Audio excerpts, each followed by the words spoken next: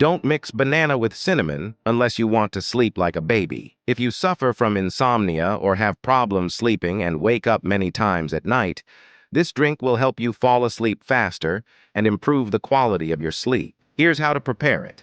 First, we'll need a banana, peel it, and cut it into pieces. Bananas are rich in magnesium and potassium, which help relax your muscles and calm your body.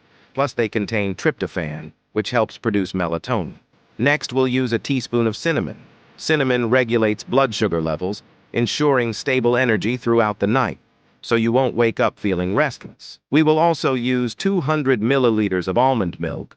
Almond milk is also high in magnesium, making it perfect for bedtime. It helps reduce stress and promotes better sleep by relaxing your muscles. Place all the ingredients in a blender and mix for a couple of minutes, and our drink will be ready. How to take it? Drink this smoothie about 1 hour before bed for the best results. If you want, you can add a teaspoon of honey for extra sweetness. If you like this recipe, rate it from 1 to 10 in the comments.